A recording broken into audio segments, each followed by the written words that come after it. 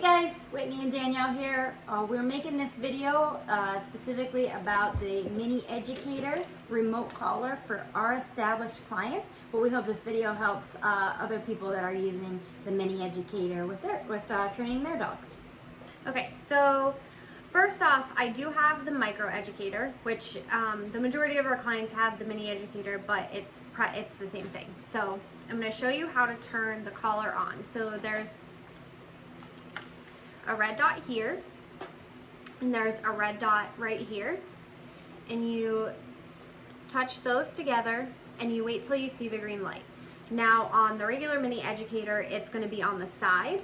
You'll see that green light come on, but on the Micro, it comes on that little dot, on that little indicator light there. Okay, that turns the remote on, or the collar on. Good Lord. That turns the collar on only. To turn the remote on, there's a button on the back. It says on, off, and light. So you hold that in, and you'll see the display come on, okay? If you just click that button, because it says light, so if you click it once, you get a blinking light. If you click it twice, you get a steady solid light. And then if you click it one more time, it turns that off. So you have to hold it in to turn the remote on. If you just tap it, then just the light comes on.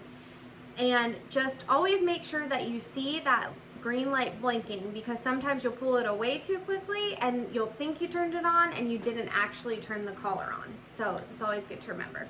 Also, if you see a red light that is blinking, that means the collar is going dead. Yep. However, if you hold the red button or the black button on, when the stimulation is going, then the red light will come up. So that means stimulation is going through the collar. But if it's just blinking and you're not pressing any buttons, that means the collar is going dead. And again, if you have the regular Mini Educator, that all those lights are going to be on the side. There's just one big indicator light on the side. Now, specifically for our clients, the display that you see, or on the display screen that you see where it's flashing 1D. That means that this is set up for a 1-dog system, right? This is not a 2-dog system. So it's going to flash 1D, which is what we want. And it's also going to say M and then C. M and then C. And those are the settings that we want our clients to keep the remote at, because we have both the, here, we have the black button, which Danny will press, and she'll show. When you press the black button, do you see how that's just momentary? So she could hold on that button for 10 seconds, but it's just going to give a momentary stimulation. So you see the light flashing right there. Okay? Now if she presses the red button, the stimulation is going to continue to go through the collar for up to 10 seconds. Okay? So we want the screen, again, to say 1D MC, and again, that's because we want the momentary and the continuous button to be engaged. So if you, sorry, I don't know if you were going into that. If it does change, what can happen is that you'll be pressing this red button and it'll be boosting it. So it'll go from like a 6 to a 12 or something like that. So that's why it's very important to keep it just on this setting. And some trainers and owners, they like to engage the boost setting. We just prefer not to. We prefer to always just be in control of the levels and not have it predetermined with a boost setting. Speaking of levels, this knob right here is what turns the levels up and down on the remote. The Mini Educator goes from levels 1 to 100. That's why we love it, because we can do so much low-level stimulation work, but still we're all over the board all the time. Mm-hmm. So it's really great collar for that. We have a lot of leverage on this collar. Yeah. So the collar needs to fit a certain way. It's very important. It's basically a muscle stimulator, so it needs to be on the muscle. There's a muscle that runs down either side of the dog's neck, here and here, kind of like right underneath their ears. If it is not tight enough, it will go down here and the dog will not feel that. So it's very, very important that your fit is tight enough that it's not moving around, because you know the dogs, they like to scratch and stuff like that, and you don't want it to move. Plus, that's going to irritate them even more if it's constantly rubbing on their neck. So you have to make sure that the fit is tight enough that it's either here or here and that it doesn't move. And sometimes that can be only one notch. So you always check it.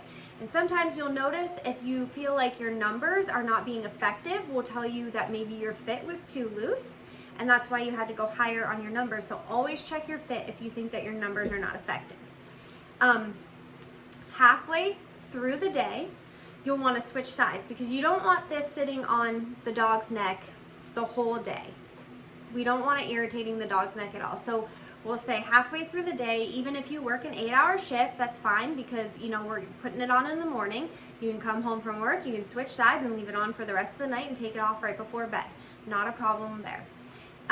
Occasionally, just like humans, dogs will develop a nickel allergy. Just my dog did. So we had to change the contact points to these hypoallergenic titanium contact points. It happens sometimes, it's no big deal. You just call up Ecollar Technologies, tell them you need to order some contact points. They're not very expensive and they're so nice there. So yeah, and they're really easy to switch out. So if that happens, it's no big deal. So the charging ports on the collars, this one is located right here on the back side, in between the two contact points, and then on the remote, it's located on the back side of the remote. You want to make sure that you keep those charging ports closed, but because it is waterproof, but you definitely want to make sure that the charging ports stay closed because the company is really good about standing behind the collar. However, they don't warranty against water damage. So if you get water damage with the collar, they may not warranty against it. So keep your charging ports closed, but along those same lines, this can go 30 feet down in the water and your remote will float. So it is waterproof. You just want to make sure that you keep... Have it on for things like bath time and then swimming in the lake and anything like that, swimming in the swimming pool. You can still have that leverage over your dog. Yeah. Because it's waterproof, so it's really nice. And just in addition to that, it's not really a dog, like, you know, a mechanical thing with the collar, but if you do give your dog a bath or let him go swimming or something with it on, just make sure that, like, when you're done, take it off to let their neck breathe. Don't leave this on, you know, on their wet neck, because their neck needs to breathe and dry. That's all. And you're going to want to charge these every night. That's kind of the rule that we live by. We tell everyone to live by that because you don't ever want to lose your leverage or not have it available. So charge it every single night. It's the best thing to do. Just like a cell phone. Treat it like a cell phone. Kind of just like a cell phone. Charge every night. Little trick that we do here. This is one of the best things we always tell people. We always tell you we want you to keep your collar on you, right? You got to keep your collar on you. Easiest way to do that, get a keychain and a little carabiner clip available at any hardware store, drugstore, gas station. Yeah, anywhere. So it's totally easy to find. But that way you can clip this to your belt loop, you can clip it to your yoga pants, your leggings, and anything you can clip it. So it's the easiest way to ensure that you always have the collar on so that, because, we always hear stories, well, I was going to correct him, but I didn't have the remote with me. Yeah. Well, now you will. No excuses now. No excuses. So we hope this video helps. If you're a client of ours, we hope it helps. And we also, if you're not a client of ours, but you use a mini educator and you just kind of needed to learn some different features, we hope that it helps you too. Talk to you guys later. Bye.